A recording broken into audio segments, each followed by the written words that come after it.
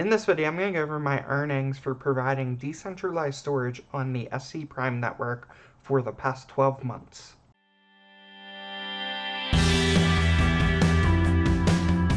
In December of 2021, December 13th to be precise, I started providing decentralized storage on the SCPrime network. SCPrime at that time started picking up a lot of traction with their XA miners. There was a couple YouTubers started, advertising them using some online calculators that weren't actually accurate calculators. It blew up, the price went through the roof, people started jumping onto the network, it really started exploding. And this is really before SCPrime had really started to take off. Since then, SCPrime's made a lot of traction on kind of building out their network. They've still, for the most part, have been in what I would call a test net. It is running on the main chain. You can get storage, however, it's really not widely available yet. They've been working on establishing their corporation that can go out and sell the service to a lot of high-end clients. They've made a lot of big headroom on their relayer, which is essentially a direct replacement for Amazon S3 buckets, which is massive. I'll try to cover that in a future video on how easy that is to use and kind of replace, if you're currently using S3 buckets through Amazon, how it's pretty much a direct replacement for it without much configuration needed. And today I wanted to go over all of my earnings over the past 12 months. I have a DIY unit. I didn't buy one of their XA miners. I've been running a DIY unit. I actually started on an Asus NAS. I had a little mini NAS that I bought years ago that I just had some extra storage on. The nice thing with SCPrime is that the command line exe can pretty much run on anything. It can run on Linux, it can run on Windows. It's very flexible, doesn't require a lot of resources to run. That specific NAS, I think, had 8 gigs of RAM and I think a dual-core Celeron processor, and worked like a champ. Last month, I actually moved that storage provider to a rack mount server just for long-term stability. Kind of wanted to get a couple decentralized rack mount units set up, and so I did go ahead and move it. In the process of moving it, I actually caused some issues. So let's go ahead and jump over to the earnings and I'll kind of talk about what happened. So here's the breakdown by month. Now for December of 2021, I had ended up trading Dash for SCP. It's not Litecoin. I traded Dash for some SCP on South Exchange, and this is because in order to provide on the SCPrime network, you have to have collateral that you can put up. SCPrime is a fork of SIA, and so the collateral engine works very similar. So I started off with basically just under 30 SCP. I think at that time the minimal withdrawal amount was like 20 or 25 SCP, so I had just traded for 30. At that time, SCP was $1.18 a coin, so that ended up costing me just above $35. So that was kind of my all-in cost. I already had all the hardware. So I already had the unit, I already had hard drives in it. I started off with my total NAS capacity was 16 terabytes. However, I only allocated, I believe, 4 terabytes to SCPrime. The total utilization on the network over the 12 months never exceeded, I think the highest was like 1.2 terabytes. So all of these numbers are kind of factoring that in. In October, which was my last recorded peak storage, it was 896 gigabytes. Last month is when I attempted to move it, and I ended up making a mistake. I started up the new instance before I changed the folder name, and it couldn't find any of the files, and it immediately banned me from the network. So I had to go onto their Discord, reach out to them. They unbanned me. They're in the process of repushing data down to me now. So here we can see, if we take a look at my charts over here, we can see that massive drop off, right? So I was at 1.16 terabytes. Actually, in October, I was at 1.16 terabytes. And then it dropped off to 593. And then this big drop off here, we went from 650 down to 320. Now, that 320 is actually not the SCP Corp data. It's just kind of individuals here or there using the network with some free credits. And so that didn't completely get wiped out, but all of my SCP data did, along with it, all of my incentives. So here you can see last month, my incentives were only 7.4 SCP, where typically I am closer to 100 SCP in incentives. But that did drop off. They did start repushing data. So far we're at 20 gigs, and we can kind of see that just started today. So we can kind of see that uptick happening here, which is nice to see. Hopefully this will rebound significantly. You can see today we've already earned 0.01 just in the incentives. So if we hop back over to our earnings sheet, our initial investment was at $35. Our first month of earning that coin, now on these coin prices, I pulled all of these as of the last day of the month, not the specific day of the transaction. So just keep that in mind. There was some fluctuation here. Like in January, this coin actually, it peaked mid-month at around $2.50. I didn't take the peaks, I just took whatever it was at the end of the month to kind of have a good average.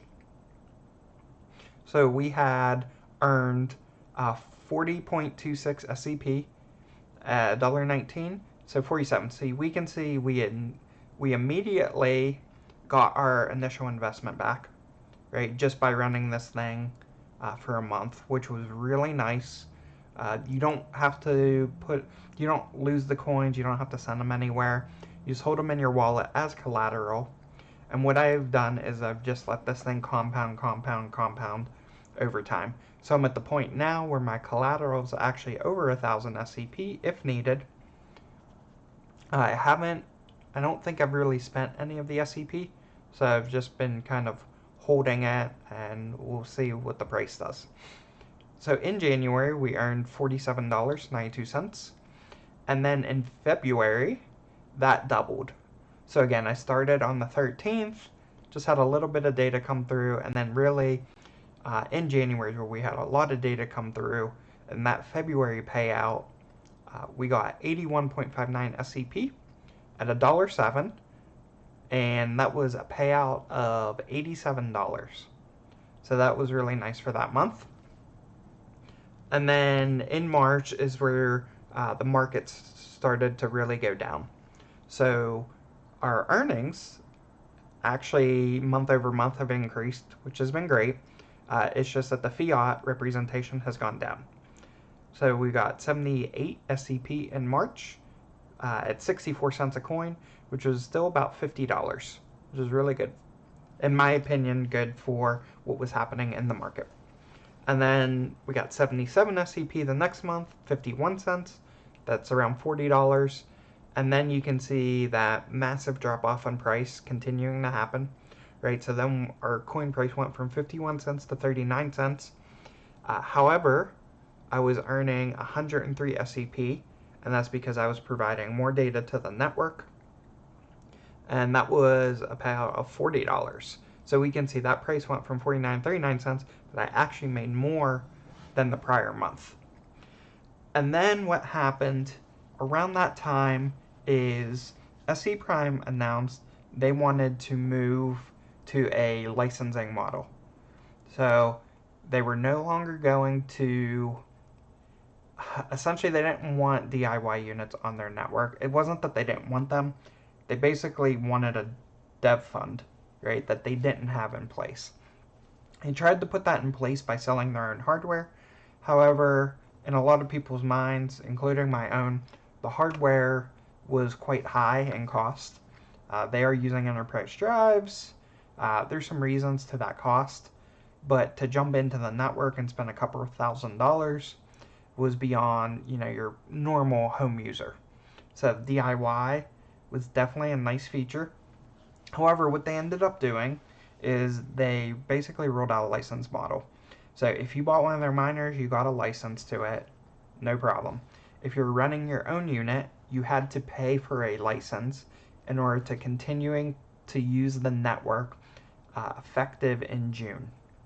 So I did have to spend $99 on a license. I didn't sell any SCP for that license. I just went ahead and purchased it with fiat currency. I did purchase it, linked it to my provider. So full disclaimer, out of these earnings, I really did spend an additional $100 on top of it. And so that was a must. If you didn't do that, you're basically going to get kicked off the network. That thousands of providers that were on the network, that ended up kicking off a significant amount. And if we head back to, I think I can do SCPrime/network. And we can see there are currently 2,832 nodes running on the network. There's 66.9 petabytes available. 1.86 petabytes are being used. And so there was actually a lot more on the network that had got kicked off. That you can see the usage has gone up significantly. And here you can see in June, you can see that massive drop off, right? So even on the usage side, right, they went from 1.14 petabytes all the way down to 782 terabytes. So significant drop off when that happened. However, there's a couple reasons they did that. I don't agree with all the reasons, but one was the dev fee, right? Which there were fork of SIA. They could have done some things early on to kind of account for that. However, they didn't do those things. So they're trying to adjust for it now. The other part to it is they're trying to move to a position where they can do geolocation, right? If you're providing storage to a federal or a state level government entity, a lot of times there are requirements that that data must exist within the United States, or it must exist within that state, right? I've worked in a lot of state government projects, and it has always been like that. A prior project I worked, all the work had to be done within the state. We actually outsourced some work. We had to pay for everybody to be on site every single day because our contract mandated all the work had to be done within that state. They kind of use that to help boost the economy and various things, right? They don't want the data leaving the country. So under those circumstances, they're essentially using the license model to decide who can get what data, right? So they are kind of using it for that, along with obviously your geolocation, ensuring all the good data is, stored on domestic hardware if that client seeks that need. So that all happened in June, and so around that time, we can see there was a pretty big sell-off on the coin when that happened. However, I did earn 134 SCP, which equated to about $30. And what you're going to notice here is it's basically 3 months of earnings is what that license cost me. And then in July, it dropped a little bit, but I still got $100 at 30 cents, 100 coins at 30 cents, which was around $30. Then 110 coins in August at 22 cents for around $24. In September, 118 coins at 20 cents, which was around $23. In October, I actually got the most that I've ever received, and this is when that peak data hit, and it was almost 143 coins, 22 cents a coin. That was around $31. Now, one thing I will say with this is several of these, actually in both September, October, and even in November, I started mining SCP with my Gold Shell HS box. little mini miner that you can get from Gold Shell. And the nice thing about SCPrime is it is a fork of Sia, uses the same algorithm as Sia. It's not widely advertised. It's really not on any of the mining sites. It's really not on What to Mine or really any of the ASIC sites. It is listed on miningpoolstats.stream, but you can mine SCPrime with an HS box or an HS Lite or essentially any modern Sia coin miner you can use on SCPrime. So I did that for a couple months. I was getting like a coin a day.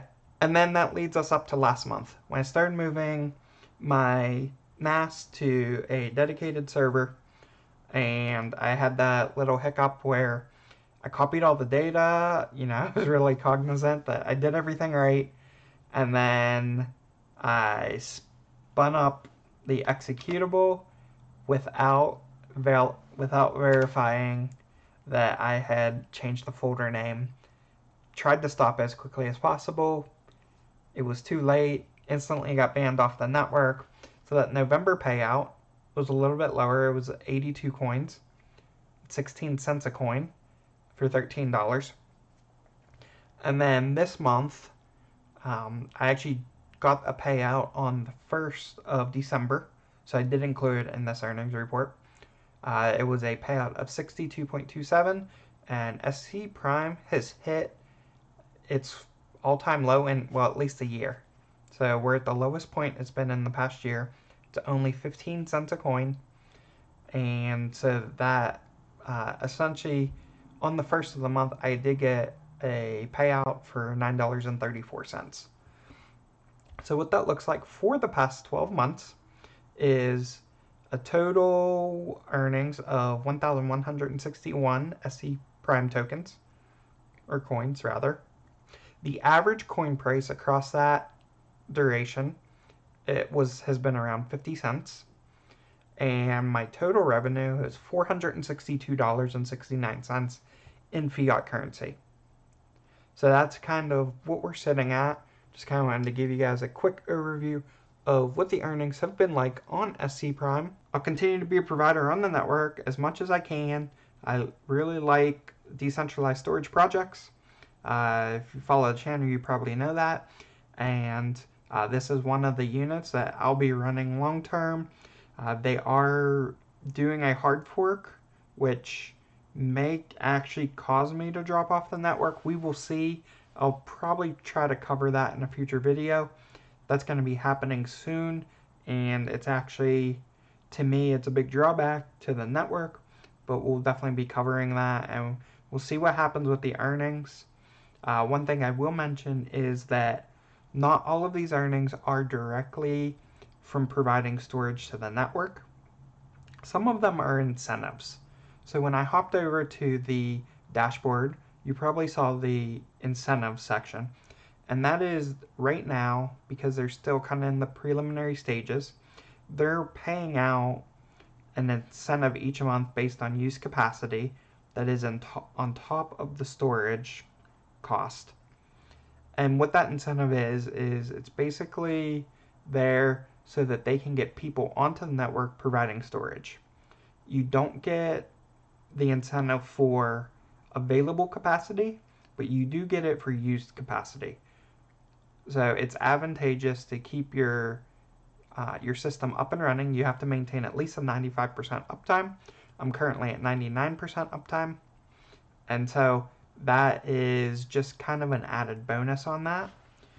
Just because, I'm receiving 100 SCP a month, it doesn't mean that it's going to be like that in a year, right? It could, if there's a lot of usage on the network, it could pick up even higher. But eventually that incentive will drop off. I think they've committed to doing it for at least another year. So for the next 12 months, I should continue to get that incentive.